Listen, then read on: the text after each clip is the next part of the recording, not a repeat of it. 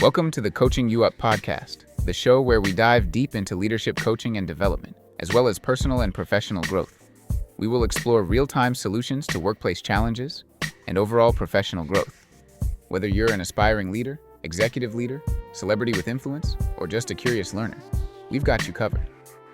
Join Dr. Jumanne Sledge, national leadership expert with over 3 decades of leadership experience, as we bring you bi-weekly episodes. Expect in-depth analysis, parking lot conversations, light humor, and amazing guests. Hit subscribe and like and tune in. Let's transform our professional performance as we learn and grow together. Thank you so much for joining the Coach You Up podcast. I'm excited today. We have a very special guest as we dive into the topic of that whole notion between advocacy and what happens in the workplace. How do we show up as our authentic selves and at the same time show respect and advocate for members of our community? I am so excited to be joined by Mrs. Jewel Knowlton. As you will see, she is indeed a jewel, and I'll have her introduce herself to you in a few moments. I just want you to be open to the fact that this conversation will hinge upon discussions about activism, discussions about professional transparency, as well as real-world examples that happen within the workplace and within the community. All things that we're faced with in the workplace as we try to learn, grow, and become our best selves throughout work and throughout our lives. So without further ado, won't you welcome Mrs. Jewel Knowlton to the conversation this morning. Jewel? Oh, thank you. That was so nice. I'm so proud of you, but I'm also honored to be here. So this is exciting. Thank you. I am Jewel Knowlton. Thank you for the introduction. This is where I'm going to struggle. Talking about me is not easy. I am a workforce development professional. Workforce development is my passion. I've been in the arena since 2006. So do the math. I know it. Don't want to say that scary number. I love community. I love advocating. I love being a change agent. And I feel like it's my responsibility. So to that end, I'm also a student, crazy. I will be a forever student. And I want to be the best me that I can be and make sure that I'm making positive impacts everywhere that I go. And I hope I do so on this podcast. So you're going to be phenomenal. You're going to be great as you are, but you're extremely modest. I think, Jewel, it's important for people to know what your superpowers are, aside not taking no for an answer. And just a small caveat, I had an opportunity, I was blessed to be able to manage Jewel for a very short period of time.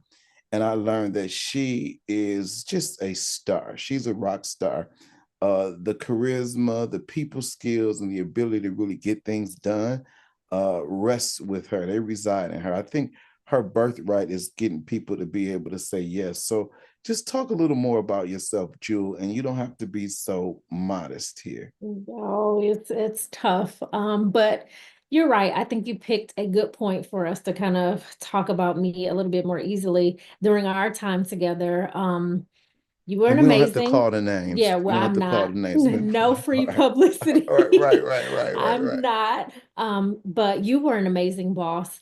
Thank you. And I use the boss term intentionally. I'm sure he's a great leader, but he was an amazing boss and showed up in spaces and allowed me to be a peopler. I am a peopler. I know people very well.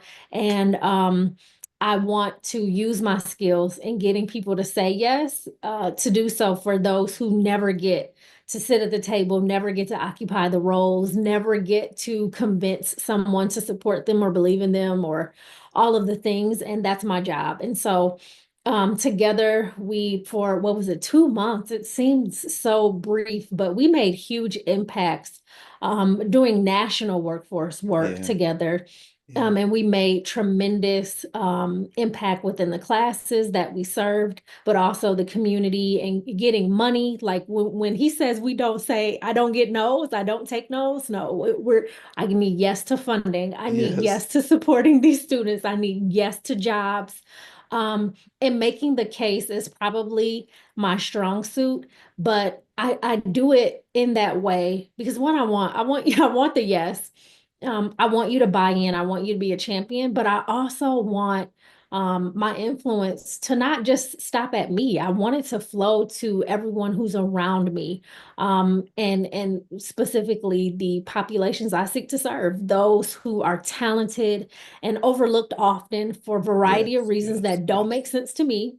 And so my goal is to make sure I connect them through to the proper workforce development channels through training or through direct employment or through mentorship or even advocating for them in spaces and ways that they don't know they need, they've never received, or don't have somebody savvy enough to like mic drop in a room on their behalf. So that's what I do. I've worked multiple roles in workforce development, locally, nationally at two organizations, and then now I'm in a regional role, and excited to lean on employers and make them give me yeses for Yeah, the individuals in our absolutely. region. So, Much needed for the ecosystem. And I think one of the things that you touched upon a little bit, and hence today's topic is, when you describe some of the things that you've done and been successful with doing, you kind of touched on activism, right?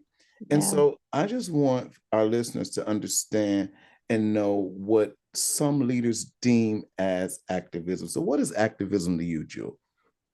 Yeah, to me, and I feel like I need to give a definition for our listeners Mhm. that's really mine, in this way. To me, activism is using your voice and so in conjunction with your position to create meaningful change in systems that perpetuate inequalities, Mm. inequities, the wrong things. So saying something when things aren't morally right. I'm a very like righteous person, not religious righteous only, but like I want to do the right thing. If we're to stop at red lights, like I want to stop at the red light. I Yes, don't want yes, to yes. like roll through like I'm a rule follower in that way. Now, certainly more work to do in rule following, but that's me at the core, right? And so I emphasize the and between the voice and position because to me, activism requires more than just vocal advocacy, more than just talking about it. It demands being deliberate and Mhm. taking tangible steps that directly confront and work to dismantle unjust systems. It's about putting action behind words. And those systems don't Yes, have to be like these big, scary things that we think about. It yes. could be just the work culture. It could be the system of how people communicate and treat each other or those around them. If it So I'm gonna doesn't jump feel in here. right, I'm gonna oh, jump yep, in got here you. and Jump, ask you jump. this because you mentioned work culture, and you mentioned being a rule follower, and you mentioned disruption, right? Yeah, And yeah, somebody may think, well, I can't disrupt systems and be a rule follower at the same time, as well as trying to juxtapose that with being my authentic self.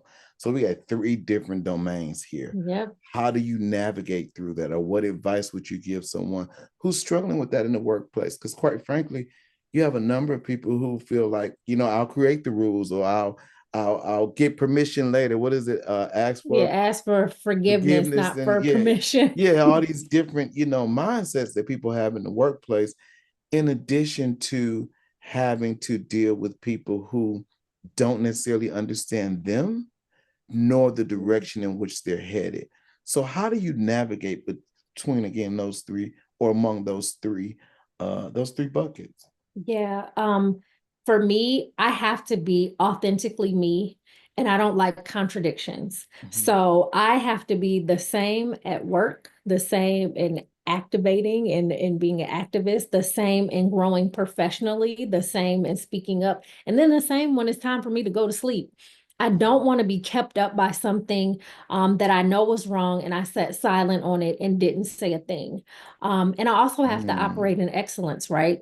And so that means first, chief amongst all things you're at work, do your job well, like do it Absolutely. really well, like hit those Absolutely. KPIs, complete your job description. Like sometimes we forget to even review it. What am I supposed to be doing? We get caught up in the day to day. No, what standards are you being held by? Yes. And like Yes. blow those things out the water. That's the first thing. You want to take away the argument someone could make like, oh, she sounds like Judge Judy. She's making a great case, but she's not doing her job. Nope, you gotta Right. have clean hands first. So Yeah. do do your job and do it well, and make sure people know that you're focused. You might not hit 100% across the board, but at least people know your goal is to hit it. You talk about it, you make sure it's known, you talk about what you did wrong, like you're authentically accountable and you're you, right? So that's Yes, one thing. That positions you to speak up when something is wrong. But you also have to know like time and place, right? This is not the absolutely. time to like make a parade in a big staff meeting if it's your first time bringing up an issue. What But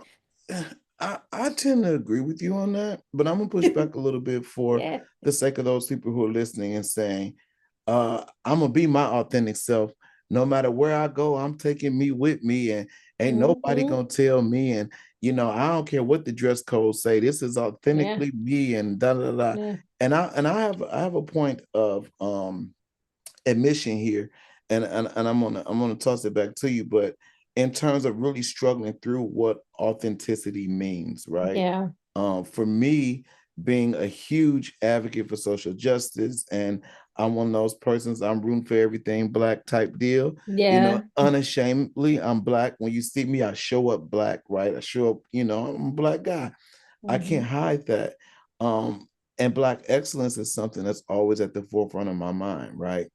yeah, And unwaveringly, like I'm not stopping short of that.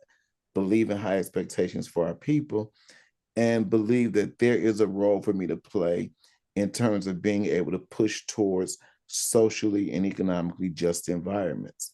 yeah. At the same token, I can't walk around and be Malcolm X every day, right? Cannot. And shout out to Malcolm X. He did great work. My guy, my And guy. he's my guy. I can't write like James Baldwin every day and Yep. tell you it's gonna be the fire next time, and you really like, take you to task Yeah, in the written prose in some environments, right? However, at the same time, before you even get an opportunity to show your heart or show your skill set or your passion areas, just because of how you show up looking, yes, people automatically make those assumptions. yep, And so they when do. you have this conversation about being your authentic self, my pushback comes, what if you're really trying to be your authentic self and the culture prevents you Yeah, from being who you are, or the yep. culture perceives you to be something different than how you show up? Yeah, that's a good point and a very good call out. Um, I would add in being your authentic self, you've got to balance a few things, right? How you Yes. wake up is certainly not how you show up outside. You did some things, you made some adjustments. Not Some people make Beyonce. small ones. Well, She I woke up like promise she did wake up like that, but she brushed that. those teeth. Like Right. she did something. Right. And some people do, there's small things they do that get you from bed to desk, Right, and right, right. others have to do a lot of work in being authentic to yourself and being an authentic version of yourself. You have to Mhm. know that truth about you. You have Yes. to know that sometimes I might show up to the table abrasive. Yes. And I'm not trying to be sandpaper, but that's me. And so if I want people to hear me, I'm not discounting myself by adjusting how I give my message, That's it. but That's I it. need to be able to give the message. That's it. A lot of people say like, there's no room at the table for me, or I need a seat at the table, or I'm just gonna build a table. No, like you need to make sure you can consistently get to the table. Like you have to keep your job, keep your role, keep your reputation. And even the organizations in which we serve or support, you have to make sure that they're still there after you've had your mic drop moment, after you've Absolutely. said the thing, and it could be right all day long after you said the thing. And so Yeah. that's part Yeah. of That's being big. you. You've got to do some work and look in the mirror figuratively and like physically, and come and make that adjustment. And I remember early in my career, beautiful lady told me, you are one that's going to get the things done. And I'm like, yeah, you know me, I feel seen, right? And Worker she bee. said, right. However, when you turn around, are there going to be people cheering you along, thanking you for getting the things done? Or are you going to look back and see a wake of trampled bodies? because Mm, you're gonna get the task done, mm-hmm, but how did you get it done? So mm-hmm. if I'm going to show up authentically, how did I show up authentically? Are people like, yes, I want to model the things she's showing and saying and demonstrating. She's teaching me how to do this. Or they're like, yeah, you made your point, but I don't want to be by you. I don't want to sit by Right. you. I don't want to be at your table. I don't want to work here. Like, you've got to figure that out. And some people struggle with that, and they may determine, like, this is the hill I'm going to die on. I don't care if no one's behind me. But the beauty in having people behind you means that everything you Leading. poured out, you're leading, and you're making space for them to do the That's right. same thing. It's And so it's a continuum. I think that's extremely important. I think a lot of times when you're walking to do that balance between activism and community, I think for a lot of trying to think of how to frame this, I don't want to be offensive, but for some of Be my, authentic. yeah, right. I'm be honest now. Some of my brothers and Right. sisters who fall into the millennium uh demographic, I Yeah, think sometimes don't see, there's a myopic lens, so and they much. don't see in terms of what's coming behind them or who That's could right. come behind them, right? And be able to do that work and take it to the next level. And I Mhm. feel that way because I'm in the sandwich piece here, right? So Yeah. you got like you're raising kids and you trying to raise parents at the same time and support them, and you Yeah. dead smack in the middle. And I bring that up only to say that being in this sandwich generation, you are cognizant of the sacrifices that those who've gone on before you have been Yeah. able to make on your behalf, right? Mhm. You're cognizant of all of the things that people spoke into your life when were developing and forming, Yeah. things that people knew you would be able to do when you had no clue or didn't see it Mhm. for yourself.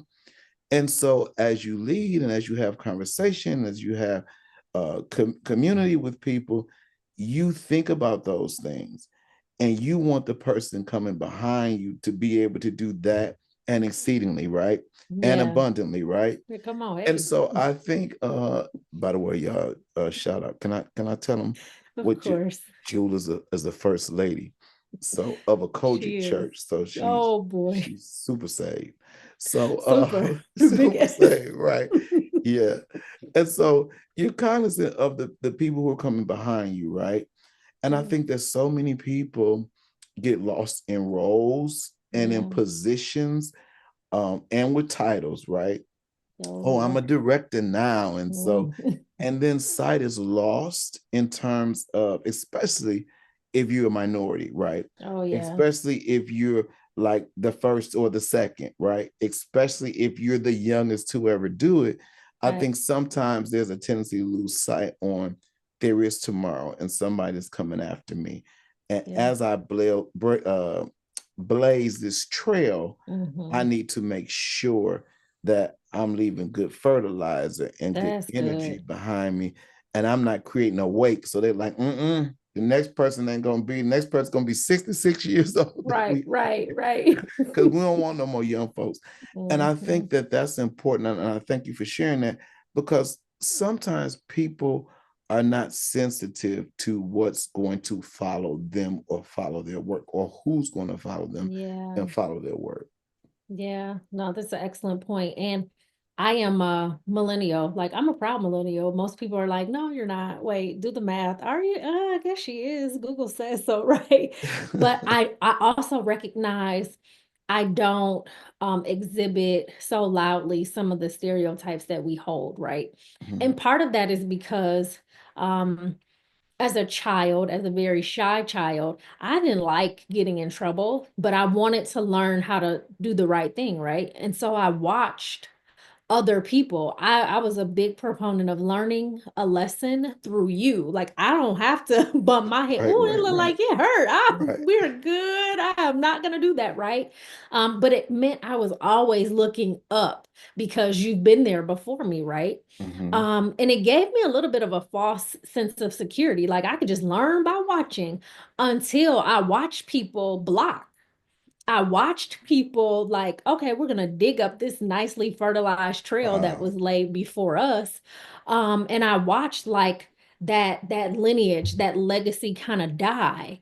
And so then I started thinking, okay, I need to think about what's behind me. And early in my career, I didn't have any children and I didn't have like that passion project to connect with, or so I thought, right? So then I started thinking, well, one day I might have a child, but what do I have now? I have parents and I'm pouring into people, and I don't want to be the one to make your day ruined because you might upset my father some kind of way, or you might, mess up a food order, or you might Mm-hmm. have road Mm-hmm. rage and it's because of me. That's too expensive, right? So I started thinking to that point, what's behind me? And I may not look at it like our predecessors would hope, right? But the consideration is I certainly want to think about what's behind me and make sure I'm leaving the area minimally like I found it or Mm-hmm. better. And Mm-hmm. sometimes we carry this weight like, oh, I need to do so much better than the generation before me. Well, maybe you don't have that capacity or that's not your gifting. You can not mess it up. Like you Yes, can yes, leave it yes, how you found it. yes. And a lot of folks don't Good. even think about that option. And I really try to challenge people to think you don't have to carry this monumentous weight to just make something so grand and different and improved. It could be that the work that was laid before you still works in this season. Your job is to not mess it up. That's So right. maybe that's Maintain. an option Yeah, as well. maintain. Maintain, like do the brush your teeth, maintain, do the Yeah, yeah, thing. yeah. Um, Let me ask you this, to go a little deeper and also to share some tips or suggestions or some realities. We talk about in our introduction that we have like some real life stuff that we deal with Yeah. in this podcast. And so tell me about a time where you took a stand in the workplace. You don't have to name the place, but you took a stand that could have potentially like hurt your leadership, Mm. or maybe hurt your credibility. And what did you learn from that? And how did you succumb? Yeah. So I'll give a little background. Professionally, I was blessed to be raised in a civil and human rights nonprofit organization. I grew there 16 years. Don't know Wow. how I lasted that long. That's certainly not a trait of a millennial, right? But That's right. even for me, I'm like, that wasn't even a goal to, Every 2 to 3 years, you're supposed to have a yeah, new gig. yeah. And so I moved within the organization. So I certainly had that role change, pay change, praise the Lord. But I didn't think that I would be there that long. But that's when I realized the value of like seasons and knowing like this is where you're supposed to be. There's still things you need to learn. And in my introduction to work, and I started there in my 20s, like literally second job, like Wow. first real job. Um, we had tough conversations all the time. Like no subject, no group of people was off limits. We talked about racism. We had to. We talked about gender. We talked about religion. We talked about sexuality. We talked about finances, intellect. And I learned how to not um, carry stereotypes that have been placed before me and really challenge my thinking and figure out what kind of human I was going to be. So not only did I learn how to do work well, but I learned how to be an integral person. And typically that doesn't happen in the workplace. Like you Mm-hmm. aren't raised that way. So I'm Mm-hmm. grateful for that. Um, and so when I tell this story, I am going to exhibit a level of comfortability that most people wouldn't have had. And I Okay. only had it because of how I was professionally raised. So, anything about nonprofit work, it is heart work, like your heart. The Amen. the pay is it can be well. However, the challenges far exceed any amount of money they're going to give you in terms of funding stability, in terms of program changes, government impacts, local leadership changes, like there's so many things that can redirect your day and your livelihood and your vitality in the role, quite honestly. Like Mm-hmm. something really good can happen and you're done away with, something really bad can happen and you're done away with. So you're always on. Um, The organization struggled financially, and we landed in this space where we needed to get some consultants in to kind of teach us and give us a new way of approaching our work going forward. We were creating this new strategic plan, and it was lovely, right? The consultants did not match our leadership, our culture, or the individuals we were purpose was serving. So they were outliers. But they talked really well, right? They had lovely PowerPoint decks and graphic designers, like it looked good, but you could see culturally and morally there was a mismatch. So one day we were in a meeting and my boss at the time wasn't present, and the consultants started lying. I'm not sugarcoating it, they were lying. And me being a millennial, I have millennial traits, I have millennial receipts. And as soon as the meeting was over, I said, uh-oh, we need to go to HR or we need to go to leadership. We need to go somewhere. But it never materialized. Like my intentions didn't happen. So I wanted to speak up. I wanted to say something, but in that moment, it was impossible. So it never happened. But just like life often happens, the tables turn, and we ended up being in a semi-public space, leadership table, and the subject came up and they continued with the lie. And I said, oh, I've been holding these receipts and I've been holding my tongue, and now it is time to unleash the truth. It was like righteousness time, right? Right. And I literally had to say, and I'm not a director at the time. I am like middle management, very young, probably youngest person in the room. Youngest Black girl for sure. And they were not Black, they were not young. And it was a big respect thing with them. They often referred to anyone younger than them as like, you could be like my child. So you already felt like this tension coming, and here I am prepared to correct you and prove that I'm right. And I did. And of course, it made a tense situation at a table with several people, much more contentious. And at this point, the CEO is yelling, and he and I were and are still now very good friends.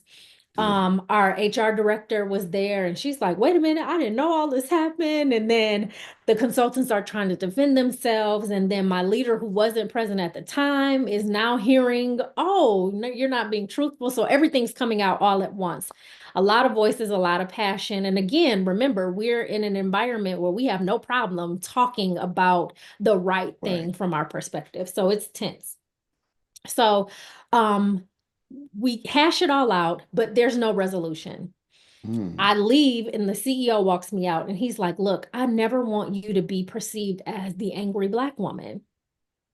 And I said, well, that's good because I don't want to either. And I'm not. And we're not going to start here. Like, we're just not. And I left. And when I left, the HR director called me and she said, I am so proud of you. You spoke up. You did the right thing. It wasn't easy. I know what the CEO said to you. I heard it. I know how difficult that might have been, but I just want to encourage you. You did the right thing. While she's on my phone, my boss calls and I'm like getting all these voices very quickly. And long story short, we decided to end the relationship with the consultants. It didn't end well, but we decided to end it. The CEO was ultimately ousted by the HR director. And that didn't end well either. Prayerfully, everyone's landed nicely, but so far, I don't know. And then because I spoke up in that moment, along with the other things that I mentioned, worked with excellence, have been there for a while, demonstrated leadership abilities, was offered 2 director roles, and I had to pick. And they were brought to me.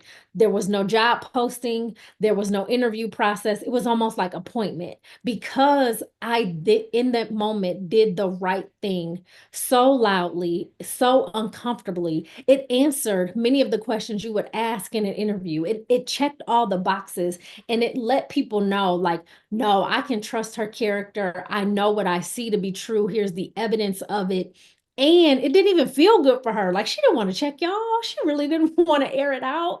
And so from then, fast forward a few years, still at the same organization. And now I'm in one of these leadership roles because of that event. with the consultants. Because of how I chose to speak up and because of how I was received, I now had to determine how I was going to work and lead moving forward. Yeah. And so my team labeled me like this umbrella, like you provide so much coverage for us, you protect us, That's nice. but then you also give us the space to step out and kind of do what you did in that room and advocate and be an activist and say the right things and challenge norms. And then if we need you, we can come back to you, but if we don't, we can thrive and we feel comfortable speaking up. And I love when people tell me, I knew you were going to say that, or I knew that was going to be your response, because it shows me that I've been consistent in front of them. And I love for them to say that to each other, like, oh, I knew you weren't gonna go for that. Like, that is the biggest compliment ever, because it shows you're being consistent in your character. So many people knew then, like, oh, I know she's gonna say something because of what I demonstrated that one time. And then the people around me believed in me, supported me, and allowed me to move further to grow kind of the pool of folks who get to speak up and say things and not sit idle. So it was tough, but we did it. I think that's an excellent example and an excellent demonstration of actually knowing yourself, knowing your values, and knowing your non-negotiables, right? Yeah. And so I want you to just because we're almost at time, but I would like for you to, I'm gonna have a little fun in just a second too. But someone starting on this leadership journey, and excuse my voice, we're in Michigan, this allergy Right, time. allergy season here. Yeah, someone starting on this leadership journey, and they're dealing with or combating this whole notion of how do I lead, show up as my authentic self, um, advocate on behalf of my people and my community, and remain professional. It's 3 pieces of advice you have for them. One, as best as you can, operate in excellence and grow in that excellence. I watch Judge Judy all the time. When I had the time, I used to have it on my calendar, like 4 o'clock hold, because I would get so much knowledge from her around making sure you had clean hands. You can't advocate, you can't be an activist if you are not doing the things you're supposed to be doing, absent of the thing you're speaking up about, right? So you've got to make sure you're right and know that, right? And the second thing is, don't feel like in your passion, you have to say all the words in the speech, all the words in the soliloquy. Leave room for other people to add to kind of the platform you're taking so you can be inclusive and have a supportive environment around the subject. Don't feel like you have to be the only one taking this on, and intentionally leave space for people to join efforts with you, and then encourage them to do the same thing. And then lastly, whatever work you're passionate about, whatever the thing you're advocating on, make sure your efforts do not destroy the system it's connected to. So if it's workforce development and I'm really making sure my students have positive learning environments and they get the training that they need and the employment they're connected to, I cannot upset an employer partner or a funder, so much so that I now no longer have employment opportunities for them or funding to secure their seats in the classroom or their supportive services. So it's a delicate balance. You don't have to say and do all the things, but you do need to bring that awareness to a subject and try to align with like-minded people around the programs you're in. So they are advocating for the doors to stay open. They are also championing your work and your voice and who you are as a person. I know that was 3. My last piece of advice is when you, and I talked about this a little bit earlier, when you go to sleep, you need to make sure you put it all out there and you don't have any regrets, because you can't redo yesterday. And you don't want that guilt weighing on you.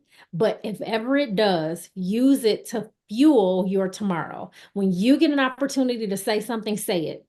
And remember that remorse you had that one time you didn't say it. and make sure you're conscious of the environment you're in and if you're going to leave things better or worse. But don't allow that regret, that remorse to sit in and fester. Use it as like fuel, gas to make sure you continue going forward and you get that peace and that nice sleep and all of the things after you're done. So Yeah, I think those are very good takeaways. One of the things that you touched on, I think is so important in that first piece. And one of the reasons why I wanted to do this podcast and launch it was for those people who have a desire to be excellent, but may not have always made the best choices, yeah. or may not have always had clean hands, right? Yeah. And looking at that restorative piece, right? Yeah. And what that looks like. And I can testify firsthand to that and what that looks like, right? And so when you talk about rebuilding and reinventing, and when you talk about reshaping and reformatting, do you still have a place in this work, right? Yeah. And if not just your first point, but also your last point, that conscious piece, right? Yep. And I think you and I connect on spiritual levels, And not do. just because of our organization, but because of what we value, right? Yeah. And that's knowing that there is someone bigger than us, right? And also understanding what the not just the vertical but the horizontal relationship looks like, right? That's right. Not just for people like us, but even the least among us, right? Yep. And so how do we do this work knowing that? And so what I like to add to the conversation is certainly, and this is to the list of four, and I hope listeners are keeping track, and those of you who are watching on YouTube, you'll see the actual visuals that will come into play that highlights Jules' 4 points.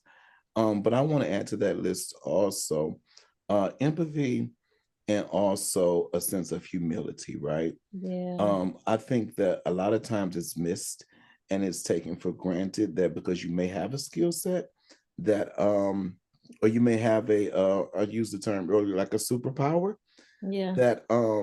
that same superpower, if you're not humble and if it's not crafted correctly, and if you don't lead with empathy, you can certainly do some damage, right? And That's things right. won't be left the way that that you found them, but in a worse state. And so I think that's very, very important.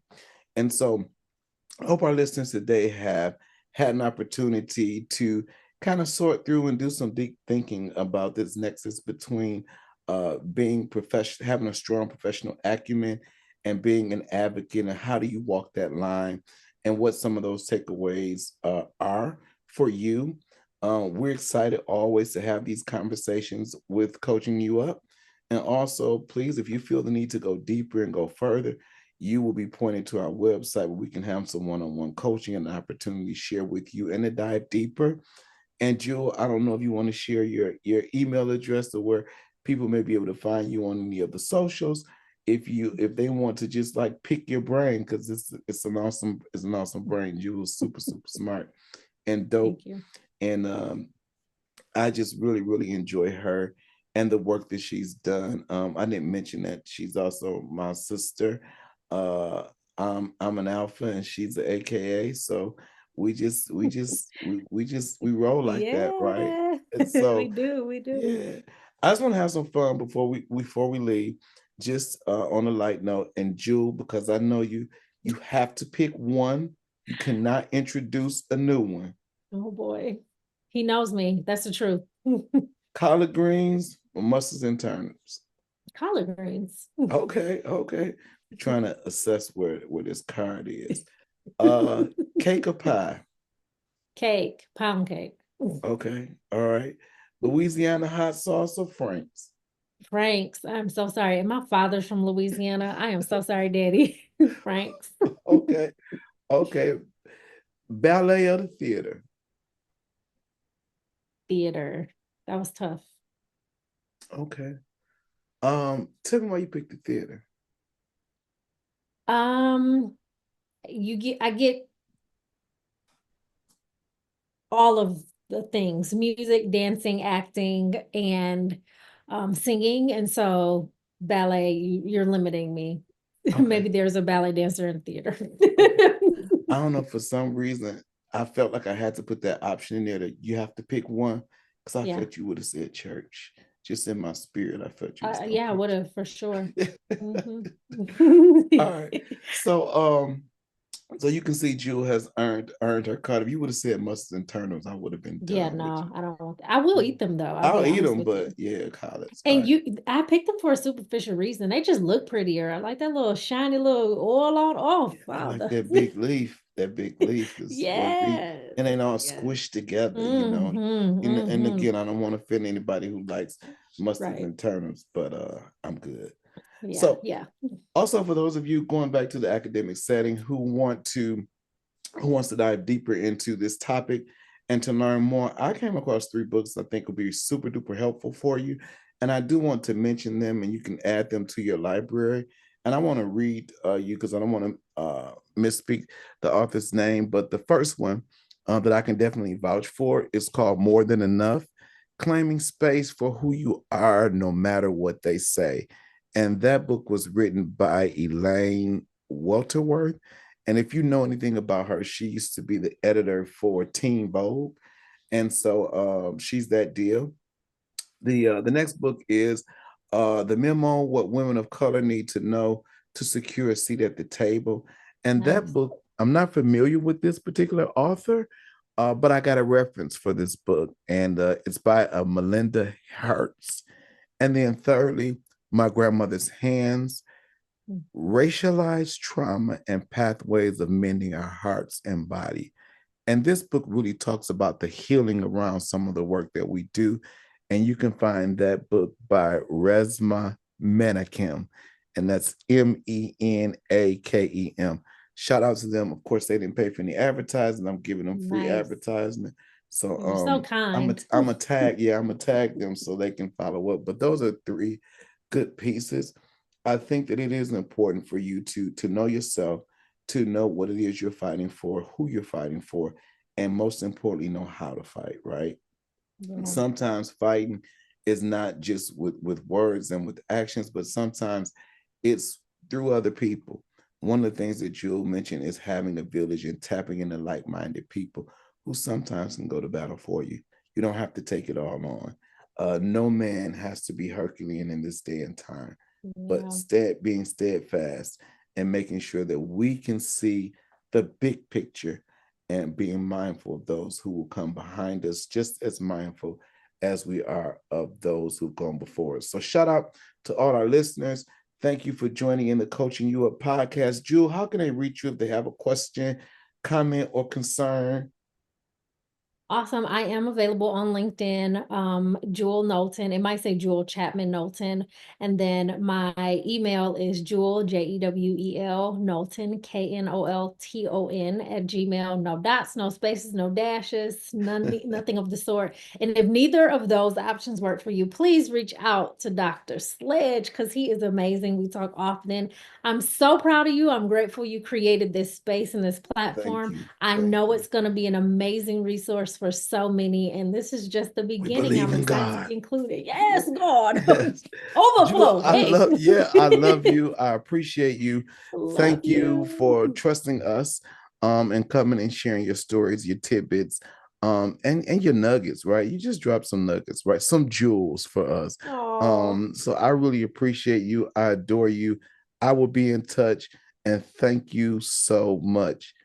Everybody, have a great rest of your day, and thank you for tuning in to the Coaching You Up podcast. I am Jumanne Sledge, and we'll be in touch with upcoming episodes. Thank you.